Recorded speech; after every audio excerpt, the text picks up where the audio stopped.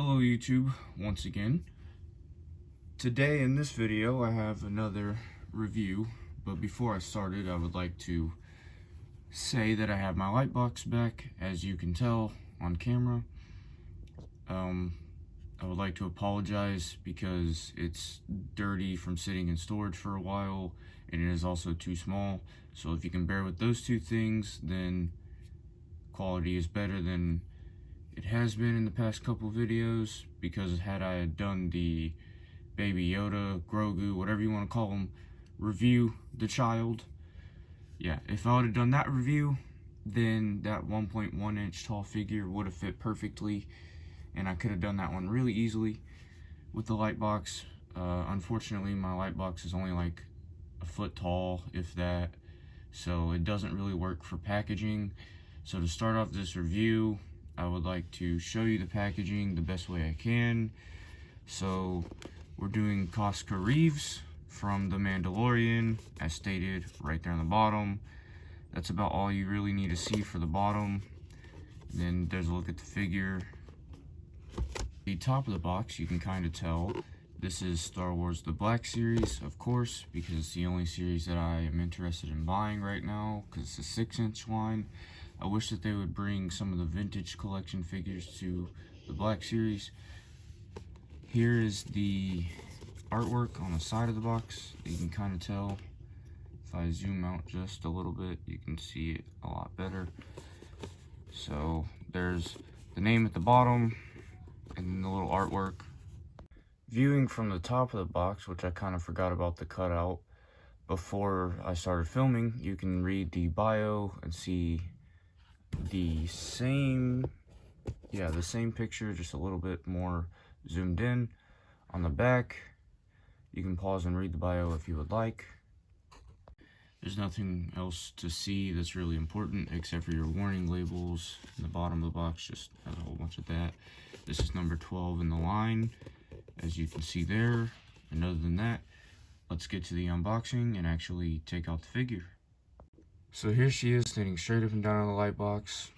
No crazy poses, no accessories, just out of the box. So I don't know if it's showing up well on camera, because the lighting makes the blue appear to be a little bit darker, so you probably can't see all the weathering, but there is weathering throughout the entirety of the armor, including on the shoulders, the forearms, of course the helmet and the chest. It extends to the knee pads and the shin guards. There's no weathering on the outfit underneath, and it doesn't seem like there's any weathering on the belt.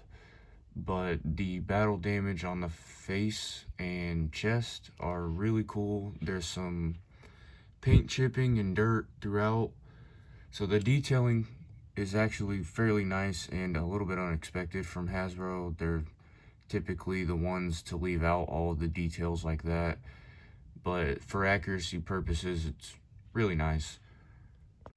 Not much more that I wanted to say about the armor. Getting into the accessories, she comes with 3. So dual pistols, or blasters, whatever you want to call them. They look like they're made out of translucent gray and then painted over that. You can't really tell on camera. They are identical from what I can tell right now. They have the handle painted brown, and other than that, they don't really have any special paintwork or detailing. And then we have her jetpack, which, unlike the one we got with the Din Djarin figure, it's not just the gray, it's actually blue in various places. There's a little bit of a mess up right there, just extra plastic.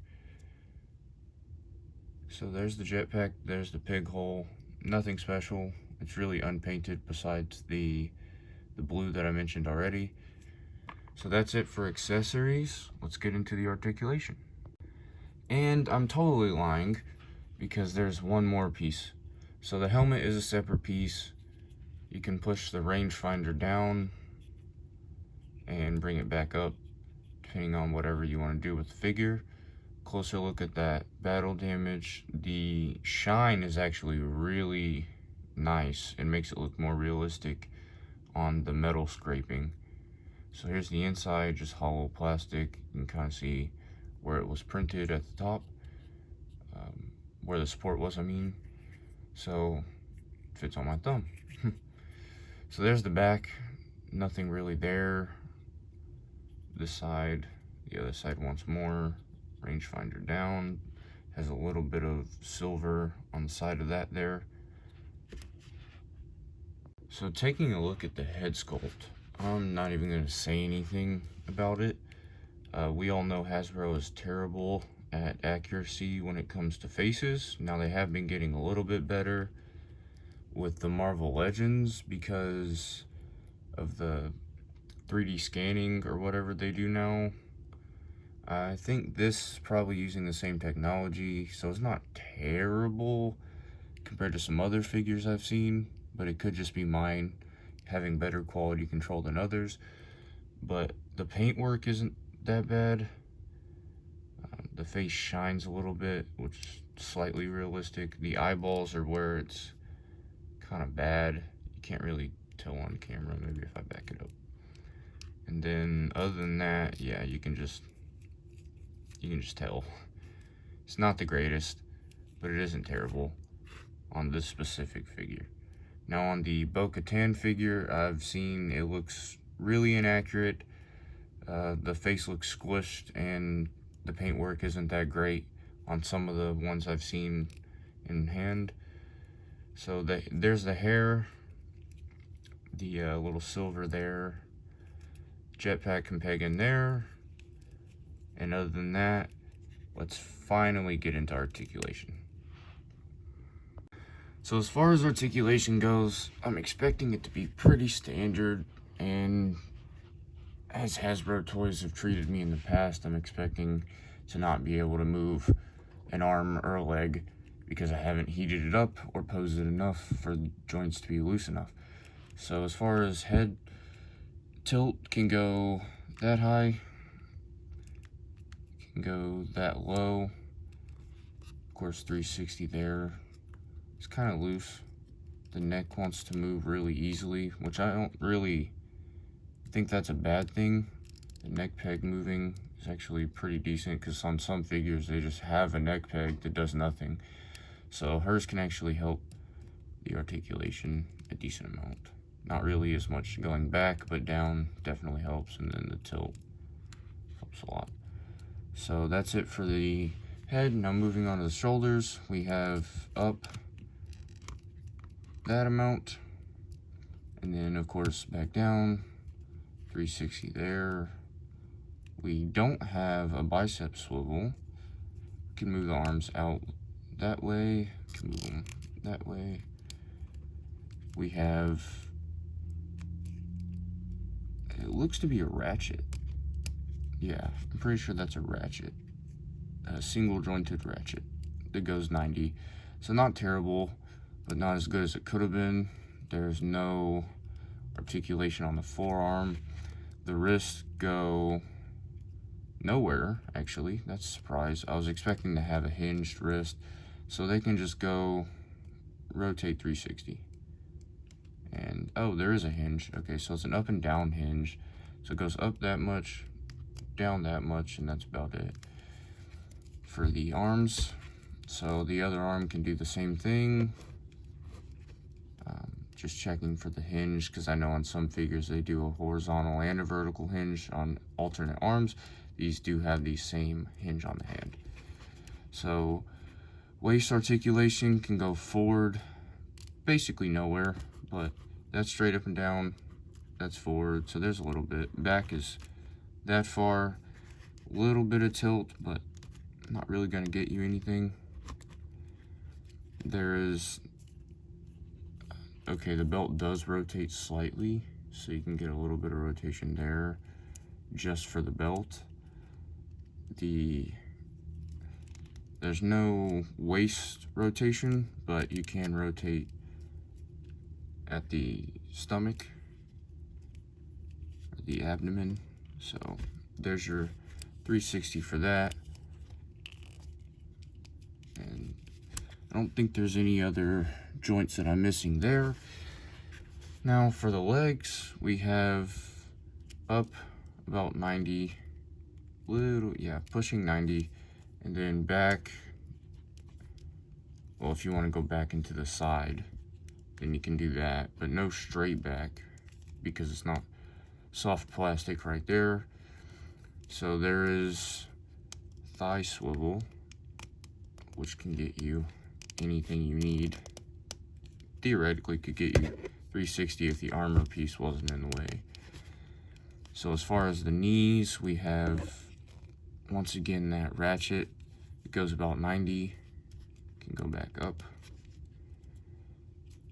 I don't really like that this isn't a part of the knee joint itself. It could have been sculpted on instead of just glued there at the thigh. So there's no boot cut. And then you can move the feet back, forward that much, side to side all the way. And of course it can not rotate around at all unless you do that. So her articulation is very limited compared to other figures. So I wasn't really expecting it to be more limited than the other Mandalorian that I have, but there you go. So that's it for articulation. That's I didn't show the symbol off, my bad. So there's her symbol. I don't really know what symbol she uses because she wasn't really shown much in the Mandalorian show, and I don't think she's going to be returning because I did a quick Google search, and from what I can tell, the actress confirmed that she won't be returning. Oh yeah, and here's I don't even know what on the side of the forearm there. So if you know what that is, let me know. I just rewatched The Mandalorian, like literally yesterday, finished it, but she wasn't shown that much.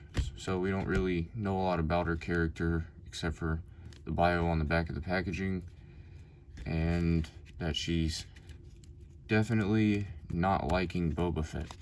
So that kind of makes me annoyed of her. I don't really like her character. I know a lot of people do. I like the look of her armor, but that's about it. So there's one last look at the back, one last look at the sides. I don't have a turntable, or this would be easier. And then getting into the size comparisons now. So I have two figures, my only other Black Series figures. So you've seen them before. Starting off, we have little baby Grogu, who's not even at her knee, and that's fully standing up. And then for the last figure, we have my credit collection Din Djarin, which is as he should be, slightly taller, and he's pretty much straight up and down, maybe leaning a tad bit forward, so you can't really tell on camera. Let me fix the frame there. And he is a little bit in the foreground, so I'm trying to, my light box just isn't big enough for both of them. So he's a little bit taller, as you can tell. His armor looks a lot better in my opinion. The helmet, I do prefer her helmet design. It looks a little bit cooler to me. But there's the two of them with baby Grogu at the bottom. I put her jetpack on, so let me show you that. So there's with the jetpack on, and then the pistol in the holster. There you go. So that's about it. That's going to wrap up this review. I plan on getting Bo-Katan to complete the trio at some point. I ordered all of these figures from Amazon. Koska Reeves is fully in stock right now. All of them, I believe, are actually fully in stock. But my point in saying that was Bo-Katan is selling out of stock and then back in stock like every day now. So I got to catch it at the right time. Currently, I don't have the funds to buy her, but maybe next week. So then the week after that, or maybe next week, you can expect a video reviewing her.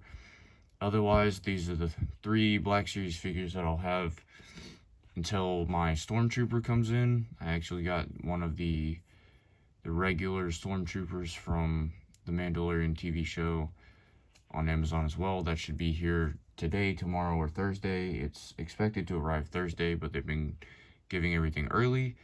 So that's going to be it for this review. Stay tuned for other reviews in the future.